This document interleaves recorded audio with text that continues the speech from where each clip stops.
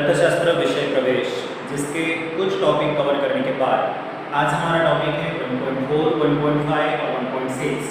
1.4 जो है वो है आर्थिक प्रवृत्ति और अनार्थिक प्रवृत्ति। 1.5 जो है वो है सूक्ष्म लक्ष्य अर्थशास्त्र और व्यापक लक्ष्य अर्थशास्त्र, और 1.6 जो है वो है आर्थिक जानकारी की प्रस्तुति, जो 3 प्रकार से होती है। उसकी चर्चा भी हम टॉपिक के लास्ट में, यानी कि जब वो टॉपिक चलेगा तब करेंगे। चलिए मित्रों, स्टार्ट करते हैं। सबसे पहला टॉपिक आर्थिक प्रवृत्ति और अनार्थिक प्रवृत्ति। जैसे कि नाम के आधार पर चलिए, economic activity and non economic activity. आर्थिक प्रवृत्ति और अनार्थिक प्रवृत्ति, एक प्रवृत्ति ऐसी है कि जिसका उद्देश्य अर्थोपार्जन करना है, यानी कि आय प्राप्त करना है, जबकि दूसरी प्रवृत्ति जो है अनार्थिक प्रवृत्ति, उसका उद्देश्य आय प्राप्ति का नहीं होता। लेकिन दोस्तों, ये तो समझाने के लिए हुआ, लेकिन जब हम इकोनॉमिकली इन टॉपिक को समझते हैं तो थोड़ा गहराई से हमें इन सभी कंसेप्ट को क्लियर करनी होती है। तो सबसे पहले मैं डेफिनेशन के माध्यम से आपको आर्थिक प्रवृत्ति और अनार्थिक प्रवृत्ति का इंट्रोडक्शन करूंगा। सबसे पहले देखते हैं हम इकोनॉमिक एक्टिविटी यानी कि आर्थिक प्रवृत्ति। दोस्तों, आर्थिक प्रवृत्ति यानी कि ऐसी प्रवृत्ति कि जिसमें आय, खर्च और विनिमय का उद्देश्य शामिल हो, यानी कि व्यक्ति के द्वारा अपनी आवश्यकताओं को पूर्ण करने के लिए जो प्रवृत्तियां की जाती है, उस प्रवृत्ति में यदि व्यक्ति आय प्राप्त कर रहा है, खर्च हो रहा है और वस्तु या सेवाओं का आदान प्रदान यानी कि वस्तु और सेवाओं का विनिमय हो रहा हो, तो ऐसी प्रवृत्ति को हम आर्थिक प्रवृत्ति के नाम से जानेंगे। जैसे उदाहरण के लिए दोस्तों, मैं आपको टीचिंग कर रहा हूँ तो मैं सेवा का आदान प्रदान कर रहा हूँ। मेरे द्वारा जो शिक्षा दी जा रही है वो एक सेवा का एग्जाम्पल है। मैंने सेवा का आदान प्रदान किया, यानी कि मेरा नॉलेज मैं आपको दे रहा हूँ, इसका मतलब वस्तु या सेवा का। तो इस उदाहरण में सेवा का विनिमय हुआ। उसके बदले आप स्कूल को फीस चुकाते हो, यानी कि आपका हुआ खर्च, और बदले में हमें टीचिंग करने के बदले में मिलती है सैलरी, यानी कि हमें प्राप्त होती है आय। तो ये उदाहरण आर्थिक प्रवृत्ति का है। आप किसी दुकान पर जाकर शक्कर खरीदते हो, तेल खरीदते हो, गुड़ खरीदते हो या फिर नमक खरीदते हो, वो भी आर्थिक प्रवृत्ति ही है, क्योंकि आप खरीदने के लिए जा रहे हो, इसका मतलब आपका खर्च होगा। दुकान वाले को मिलेगी आय और वो वस्तु और सेवाओं का कर रहा है विनिमय, यानी कि लेन देन। तो दोस्तों, ऐसे तमाम प्रकार के उदाहरण हम ले सकते हैं आर्थिक प्रवृत्ति में। और दोस्तों, दूसरी प्रवृत्ति जो है, जो अनार्थिक प्रवृत्ति है, उसका उद्देश्य आय प्राप्ति का नहीं होता।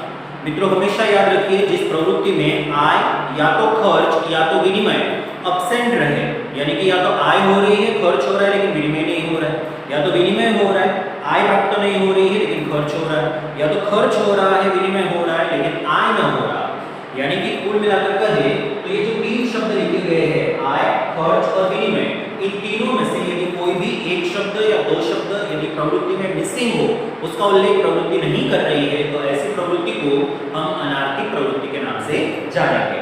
तो दोस्तों, अनार्थिक प्रवृत्ति यानी कि ऐसी प्रवृत्ति कि जिसमें आय भी प्राप्त नहीं होती, खर्च भी ना हो या फिर विनिमय ना हो, ऐसी कोई भी प्रवृत्ति को हम अनार्थिक प्रवृत्ति कहेंगे। अब उदाहरण के रूप में मान लो कि हम किसी टेम्पल में चलते हैं, मंदिर में, वहां सीढ़ियों पर वो भीख मांगने वाले भिखारी लोग बैठे रहते हैं। अब मानो कि हमने उन्हें 10 रुपया दिया, तो हमारा तो खर्च हुआ, भिखारी को आय भी मिली, लेकिन क्या इसके बदले हमने किसी भी चीजों का या सेवाओं का आदान प्रदान किया?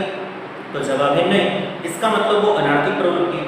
मम्मी खाना बनाकर हमें परोसती है, तो वो भी अनार्थिक प्रवृत्ति है, क्योंकि उसमें आय और खर्च और विनिमय, इन 3 में से कोई तो एक ऐसा है कि जो अब्सेंट है। मम्मी को आय नहीं मिलती, भले मम्मी खाना बना रही है, खर्च तो हुआ, सामान खाना बनाने के लिए सामान लगा मतलब खर्च हुआ, लेकिन मम्मी को आय नहीं मिली। विनिमय हो गया, उसने रोटी बनाई, हमने रोटी खाई, मतलब वहां से रोटी हमारे पास आई, विनिमय हुआ, खर्च हुआ, लेकिन आय नहीं हुई। तो ये कौन सी प्रवृत्ति है? अनार्थिक प्रवृत्ति। उसी तरह से शिक्षक अपने खुद के बच्चे को घर पे ट्यूशन दे, तो वो भी अनार्थिक प्रवृत्ति है, क्योंकि विनिमय तो हो रहा है ज्ञान का, लेकिन ना खर्च हो रहा है और ना ही आय प्राप्त हो रही है। तो मित्रों, आप समझ गए होंगे ऐसी कोई भी प्रवृत्ति कि जो प्रवृत्ति आय, खर्च और विनिमय के लिए की जाती हो, जिसमें ये तीनों दिखे, ऐसा कोई भी कार्य है जिसमें इन 3 चीजों का उल्लेख होता हो, आय, खर्च और विनिमय, तो उसे हम कहेंगे आर्थिक प्रवृत्ति। जबकि जिस प्रवृत्ति में आय, खर्च और विनिमय का उद्देश्य न हो, बल्कि सेवा भाव का उद्देश्य हो, दया, माया, प्रेम, सेवा भाव, ऐसा उद्देश्य हो, तो उस प्रवृत्ति को हम कहेंगे अनार्थिक प्रवृत्ति।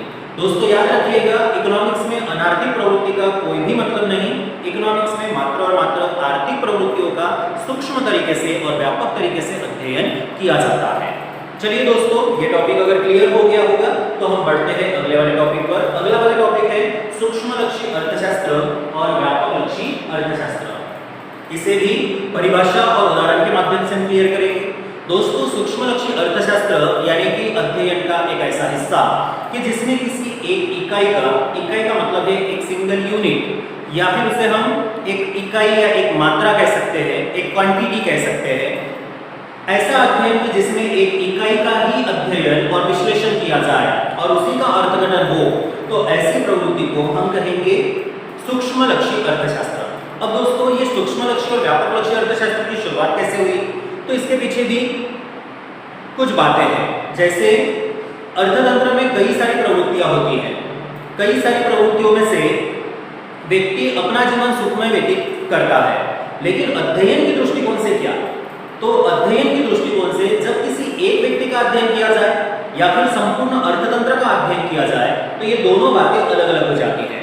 जैसे किसी एक व्यक्ति का अध्ययन किया जाए, एक इकाई का अध्ययन किया जाए, तो उसे सूक्ष्मलक्षी अर्थशास्त्र का नाम देंगे, और यदि तमाम इकाइयों का अध्ययन किया जाता है तो उसे व्यापकलक्षी अर्थशास्त्र के नाम से जानते हैं। तो दोस्तों, अध्ययन की दृष्टिकोण से अर्थशास्त्र के ये दो मुख्य प्रकार, एक सूक्ष्मलक्षी अर्थशास्त्र जिसे हम माइक्रो इकोनॉमिक्स कहते हैं, और दूसरा व्यापकलक्षी अर्थशास्त्र जिसे हम मैक्रो इकोनॉमिक्स कहते हैं। तो माइक्रो और मैक्रो इकोनॉमिक्स ये अध्ययन की दृष्टिकोण से सैद्धांतिक रूप से अर्थशास्त्र के दो भाग है।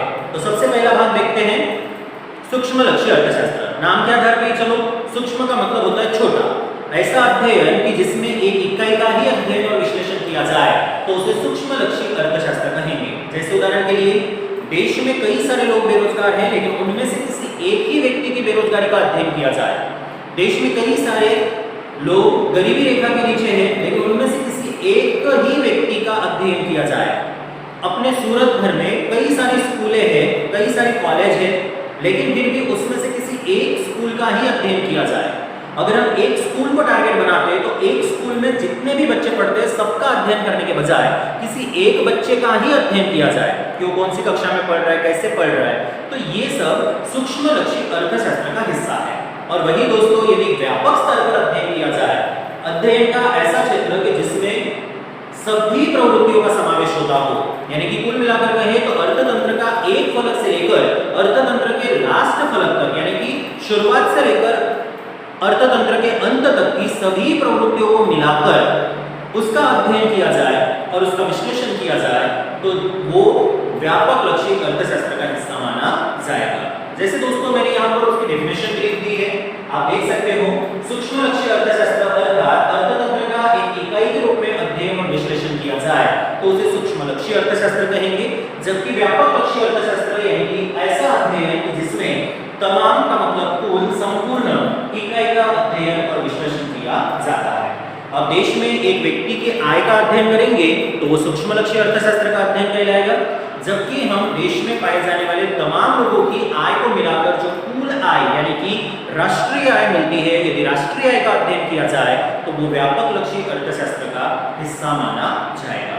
दोस्तों, सूक्ष्मलक्षी अर्थशास्त्र के कुछ सिद्धांत जो सूक्ष्म तरीके से अर्थतंत्र का अध्ययन में मददरूप बनते हैं, जबकि व्यापकलक्षी अर्थशास्त्र की अधिकतम मदद सरकार व्यापक नीतियों का निर्माण करने के लिए करता है। यदि आप अर्थतंत्र का अध्ययन करोगे और उसमें यदि किसी एक इकाई का अध्ययन करते हो तो वो अध्ययन आपका सूक्ष्मलक्षी अध्ययन कहलाएगा, सूक्ष्मलक्षी अर्थशास्त्र का हिस्सा कहलाएगा। जबकि यदि आप संपूर्ण अर्थतंत्र को ध्यान में रखकर अध्ययन कर रहे हो तो वो व्यापकलक्षी अर्थशास्त्र का अध्ययन कहलाता है। अब बात आती है, सूक्ष्मलक्षी अर्थशास्त्र एक छोटा सा हिस्सा है, जबकि व्यापकलक्षी अर्थशास्त्र संपूर्ण अर्थतंत्र को ही समावेशित करता है। डायग्रामेटिकली देखें दोस्तों, तो इसे हम ऐसे भी बना सकते हैं, जैसे ये व्यापकलक्षी अर्थशास्त्र है तो इसमें ये सूक्ष्मलक्षी अर्थशास्त्र है, ये डॉट जो है वो सूक्ष्मलक्षी अर्थशास्त्र है। तो व्यापकलक्षी अर्थशास्त्र का अध्ययन करोगे तो सूक्ष्मलक्षी अर्थशास्त्र का भी अध्ययन का समावेश उसमें हो जाता है, लेकिन सूक्ष्मलक्षी अर्थशास्त्र का आप अध्ययन करोगे तो उसमें व्यापकलक्षी अर्थशास्त्र का मात्र एक छोटे से हिस्से का ही ख्याल आता है।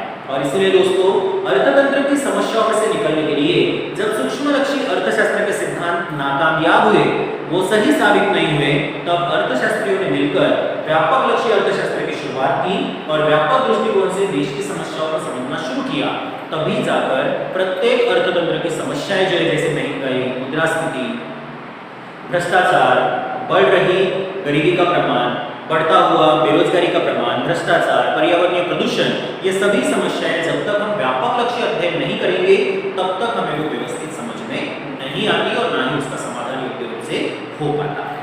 तो दोस्तों अभी तक हमने दो टॉपिक कवर किए, एक आर्थिक प्रवृत्ति और अनार्थिक प्रवृत्ति, और दूसरा टॉपिक जो हमारा रहा वो है सूक्ष्म लक्ष्य अर्थशास्त्र और व्यापक लक्ष्य अर्थशास्त्र।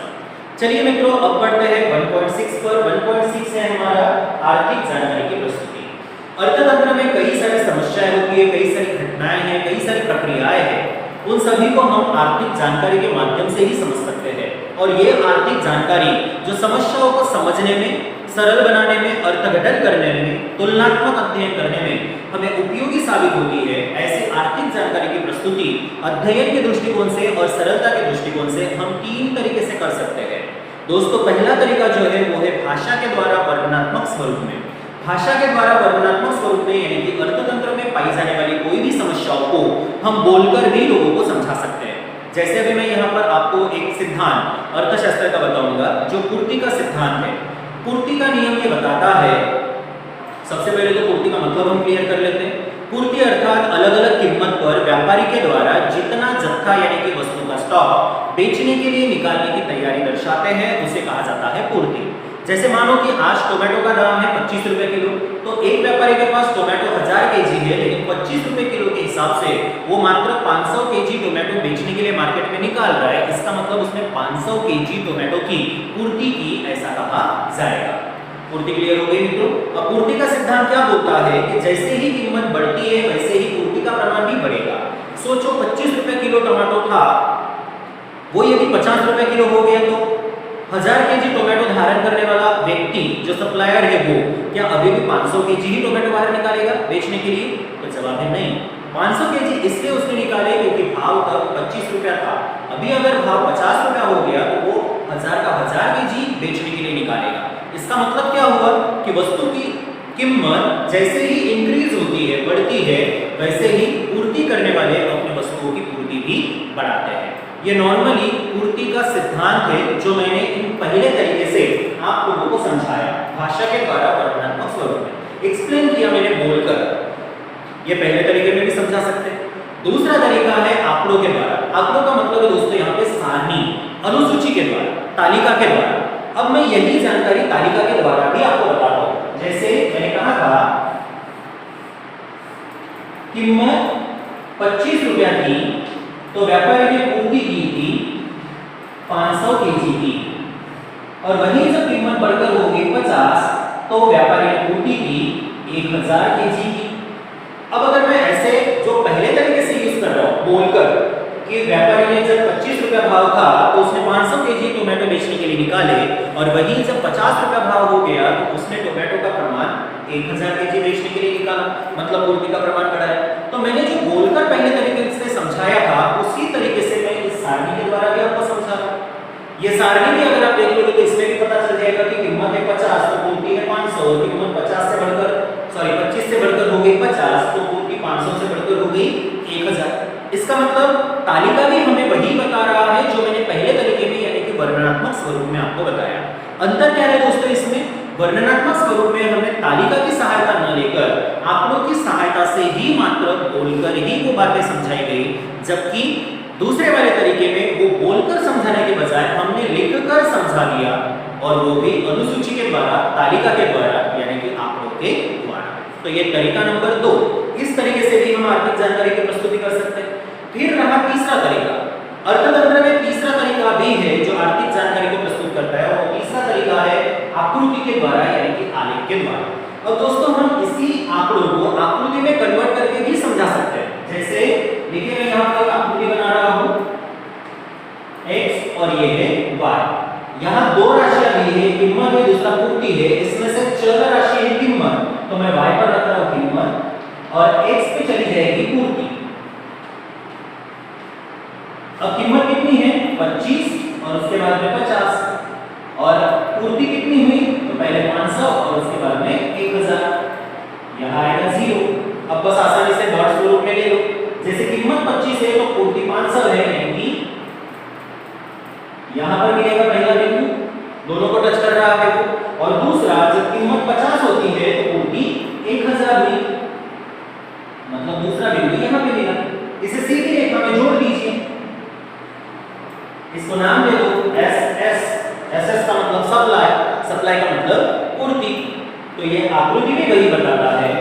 जब कीमत 25 रुपया है तो टोमेटो की पूर्ति है 500 केजी, और कीमत जब 25 से बढ़कर 50 हुई, यहाँ से कीमत जैसे ही बढ़ रही है 25 से 50, वैसे ही व्यापारी 500 केजी से 1000 केजी तक बेचने की तैयारी दर्शा रहा है। तो इस तरह से दोस्तों अर्थतंत्र की किसी भी जानकारी को, जो आर्थिक जानकारी है, जो समस्याओं को प्रस्तुत करती है, सिद्धांतों को प्रस्तुत करती है, उसे हम 3 तरीके से प्रस्तुत कर सकते हैं। सबसे पहला तरीका है बोलकर, यानी कि भाषा के द्वारा वर्णनात्मक स्वरूप में। दूसरा तरीका जो है वो है लिखकर, यानी कि सारणी के द्वारा, यानी कि आंकड़ों के द्वारा। और तीसरा तरीका जो है वो है आकृति के द्वारा, चित्रित स्वरूप में। पहला तरीका बोलकर, दूसरा तरीका लिखकर, और तीसरा स्वरूप चित्रित स्वरूप। तो ये 3 तरीके से हम किसी भी आर्थिक जानकारी को प्रस्तुत कर सकते हैं। अर्थशास्त्र में कोई भी सिद्धांत लोगे, कोई भी सिद्धांत हो या कोई भी आर्थिक जानकारी हो, आर्थिक घटना हो, आर्थिक प्रक्रिया हो, उसे हम इन 3 तरीके से प्रस्तुत कर सकते हैं। ये हमेशा याद रखिएगा, कक्षा 11 में भी काम में आएगा, कक्षा 12 में भी काम में आएगा, FY, SY, TY, MCOM 1, MCOM 2 में भी आपको ये काम में आएगा। इवन आप आर्ट्स में जाते हो तो आर्ट्स में भी इकोनॉमिक्स लेके आगे बढ़ोगे तो उसमें भी ये काम आएगा।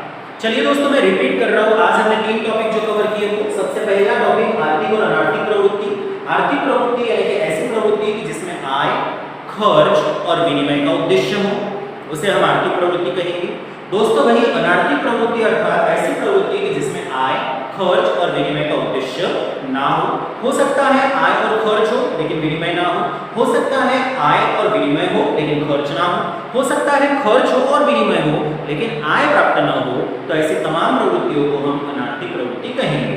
अर्थशास्त्र में मात्र और मात्र आर्थिक प्रवृत्ति का अध्ययन किया जाता है। आर्थिक प्रवृत्तियां महत्वपूर्ण है, अनार्थिक प्रवृत्तियां महत्वपूर्ण नहीं है। उसके बाद आते हैं दोस्तों दूसरे वाले टॉपिक पर। दूसरा वाला हमारा टॉपिक था सूक्ष्म लक्ष्य अर्थशास्त्र और व्यापक लक्ष्य अर्थशास्त्र। अध्ययन के दृष्टिकोण से अर्थशास्त्र के 2 हिस्से, माइक्रो और मैक्रो, सूक्ष्म लक्ष्य और व्यापक लक्ष्य अर्थशास्त्र। सूक्ष्म लक्ष्य अर्थशास्त्र अर्थात ऐसा अर्थशास्त्र कि जिसमें अध्ययन मात्र एक इकाई का किया जाए, विश्लेषण मात्र एक इकाई का हो, एक इकाई का अध्ययन और एक इकाई का ही विश्लेषण हो, तो ऐसे अध्ययन को हम सूक्ष्म लक्ष्य अर्थशास्त्र का हिस्सा कहेंगे।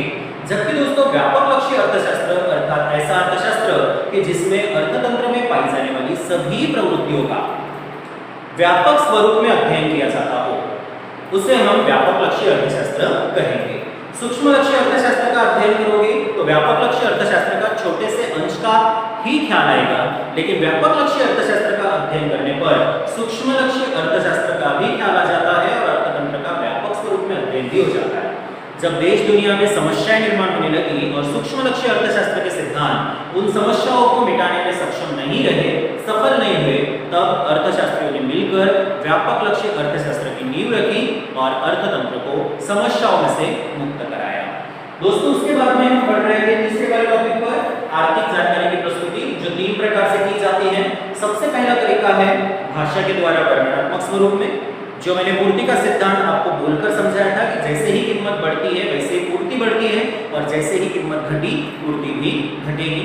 दूसरा तरीका है सारणी के द्वारा यानी कि आंकड़ों के द्वारा यानी कि तालिका के द्वारा, तो वही बातें मैंने यहाँ पे तालिका में भी आपके सामने प्रस्तुत की।